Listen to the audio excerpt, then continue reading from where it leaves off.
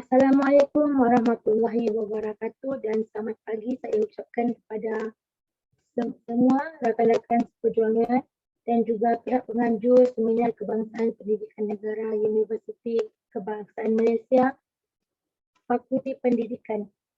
Saya Andi Nur Nabila Syafiqah binti Baco, merupakan pelajar Fakulti Pendidikan Universiti Kebangsaan Malaysia.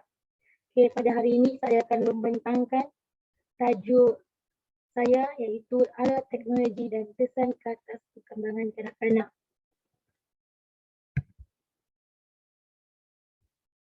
Okay, perkembangan dalam dunia teknologi pada masa kini telah memberi impak kepada perkembangan pendidikan di dunia termasuklah di negara Malaysia.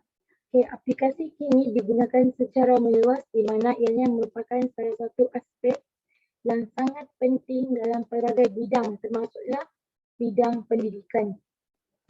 Okay, perkembangan teknologi ini khasnya alat teknologi kian meningkat dalam kepenggunaan masyarakat tidak kira umur, bangsa maupun jantina. Okay, menurut BOT, fungsi alat teknologi ini adalah bagi menyediakan media sosial yang untuk dicapai oleh penggunaannya dengan mudah. Okay, contoh alat teknologi ini seperti telefon bimbit, tablet, komputer dan banyak lagi. Okay, teknologi ini pada masa sekarang amatlah murah dan mudah diperolehi menyebabkan berlakunya perubahan dari segi budaya Malaysia. Okay, menurut WHO membuktikan alat teknologi tanpa wayar e-tab seperti tablet ini mampu memberikan risiko agent kanser disebabkan oleh radiasi yang dihasilkan. Okay, radiasi ialah radiasi yang dihasilkan tu mampu melumpuhkan sistem imunasi kanak-kanak sekiranya kanak-kanak itu terdedah kepada radiasi yang tinggi atau erti kata lain terlalu lama terdedah dengan alat teknologi ini. Okay, Malaysia mengalami era perubahan yang sangat-sangat ketara di mana bibik menggantikan ibu bapa dalam proses pembesaran anak-anak. Tetapi telah berlaku di mana pada hari ini telah berlaku di mana alat teknologi ini menggantikan bibik maupun ibu bapa dalam proses pembesaran anak-anak.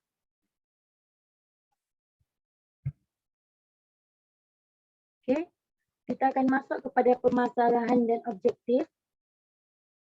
Okay, kertas konsep ini memfokuskan kepada kesan alat teknologi kepada perkembangan kanak-kanak.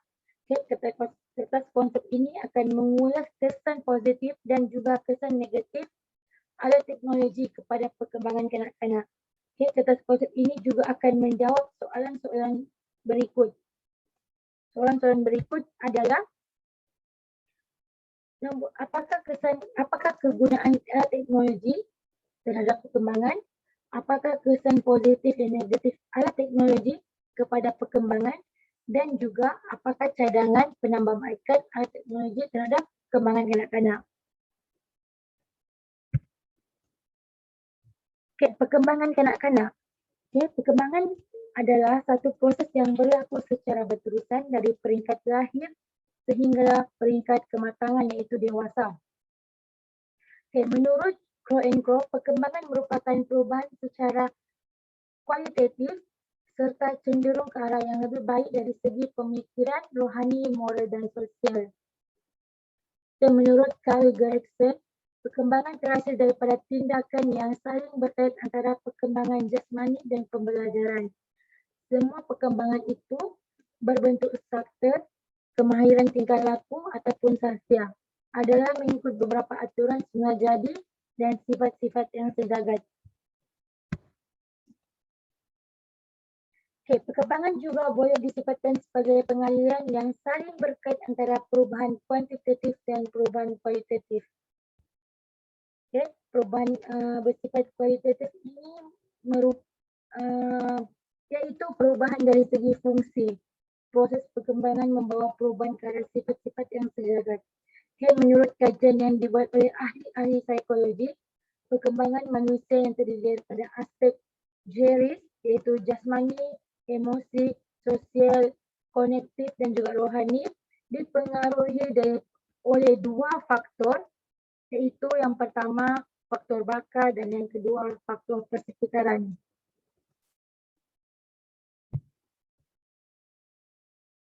Okey, kita masuk kepada kesan alat teknologi terhadap perkembangan. Okey, golongan kanak-kanak yang sangat terdedah dengan permainan muda hari ini hidup bermain permainan digital secara online ini membentuk satu budaya yang suka berhibur dalam kalangan remaja. Okay.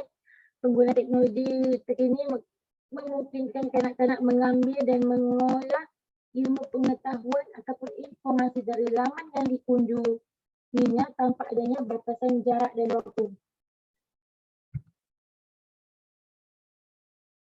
Okay. Kita masuk kepada kesan negatif.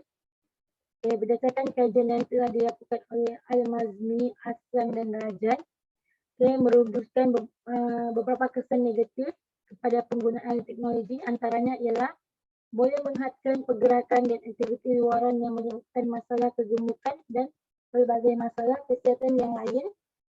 Yang kedua, berlaku pembaziran dari segi masa.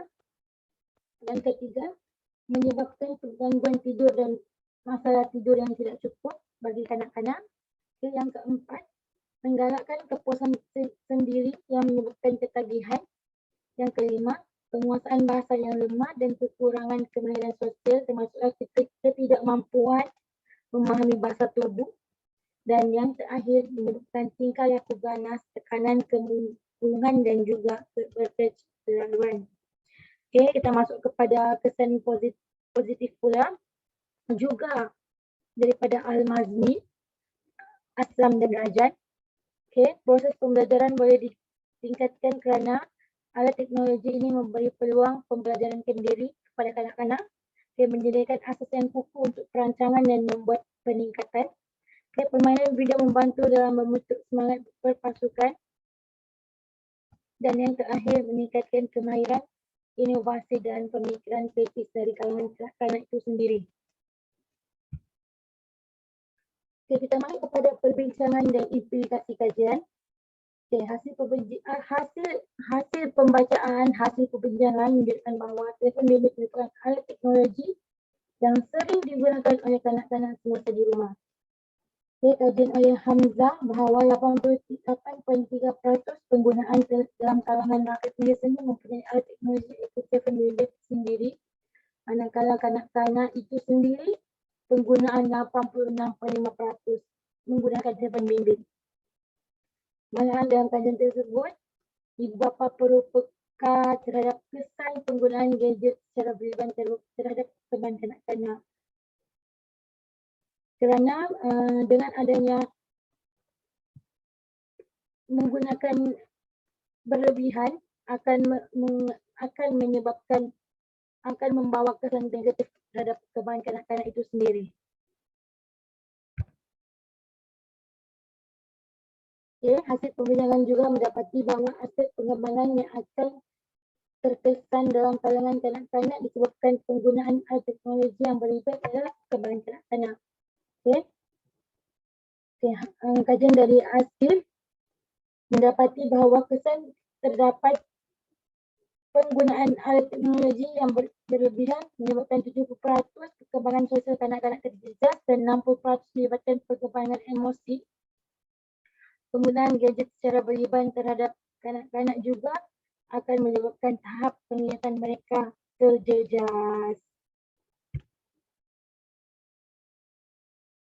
Okey, implikasi kajian ini akan memberikan impak yang besar kepada pihak-pihak yang berkepentingan dalam bidang pendidikan di negara ini, khususnya dalam bidang pendidikan awal kanak-kanak.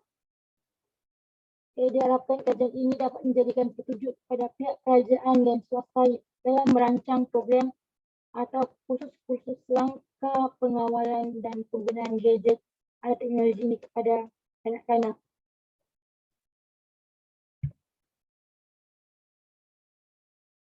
Program yang dirancang oleh kerajaan dan swasta juga perlu mengambil kira kesan penggunaan alat teknologi bagi mengelakkan masalah perkembangan kanak-kanak ini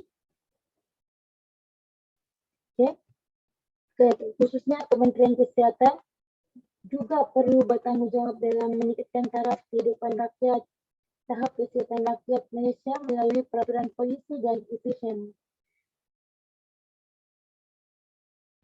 Namun garis panduan perlulah seiring dengan kerancakan era teknologi kurikulum pendidikan pada abad 21 ini agar kita tidak ketinggalan. Okay, seterusnya, ada beberapa cadangan penggunaan teknologi kepada kanak-kanak boleh disepadukan bersama-sama perkembangan kanak-kanak yang cenderung kepada permasalahan. Kerjasama semua pihak terutama ibu bapa dalam mengawasi penggunaan teknologi oleh kanak-kanak amatlah wajar. Jadi kita masuk kepada ibu bapa. Ibu bapa perlu memantau dan mengawal anak-anak pada setiap masa supaya mereka dapat mengurangkan masa dengan bermain alat teknologi. Yang kedua, ibu bapa perlu memberi garakan kepada kanak-kanak untuk bermain di luar dan membawa anak-anak melakukan aktiviti riadah bersama. Dan yang ketiga, ibu bapa juga perlu memantau rancangan yang anak-anak tonton di iPad mereka, di telefon mereka serta perkara yang mereka lakukan dengan peranti alat teknologi masing-masing. Okay, seterusnya untuk kementerian pula, semua pihak termasuk kementerian, Jabatan Pendidikan Negeri, Pejabat Pendidikan Daerah, pihak pentadbir, guru-guru maupun ibu bapa sekalipun perlulah sentiasa menyokong segala pembaruan yang akan atau telah dilaksanakan sejak dari perintah prasekolah lagi. Okay, semua perlu bersatu padu bekerjasama dalam membendung hal ini. Empat lain seperti dalam Nuraini Khamis menyatakan bahawa pendidikan oleh kanak-kanak merupakan pendidikan yang amat penting dari segi pelaburan sumber manusia kerana pada peringkat inilah penyuburan yang besar berlaku kepada seorang individu dan semua aspek perkembangan ini. Okay, kesimpulannya, kajian ini diharapkan dapat memberikan kesedaran yang tinggi kepada ibu bapa terhadap kesan penggunaan alat teknologi dalam kalangan kanak-kanak serta bagaimana ibu bapa membentuk gaya asuhan dan langkah pengawasan yang sesuai bagi mengelakkan masalah yang makin teruk berterusan terutama dalam perkembangan kanak-kanak itu sendiri. Ya, penggunaan alat teknologi yang berpanjangan dalam aktivitas harian kanak-kanak yang berumur 5 dan 6 tahun memberi kesan pada perkembangan kanak-kanak dan sosial mereka. So apa yang ibu bapa perlu pantau, perlu hadkan masa dalam penggunaan alat teknologi kepada kanak-kanak berumur 5 dan 6 tahun, malah bawah daripada 6 tahun.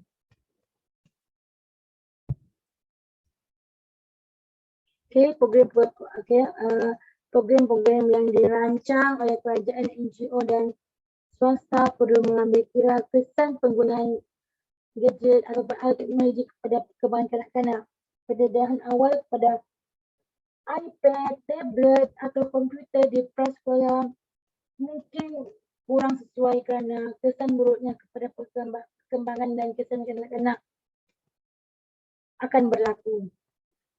Persekitaran yang lebih aktif dan berterusan komunikasi verbal pula mesti diterapkan di rumah supaya anak-anak tidak dibiarkan hanya dalam dunia gadget mereka. Biarkan kanak-kanak meneroka dalam alam persekitaran tumbuh-tumbuhan, haiwan dan daripada dibiarkan mereka dengan permainan video dan aplikasi.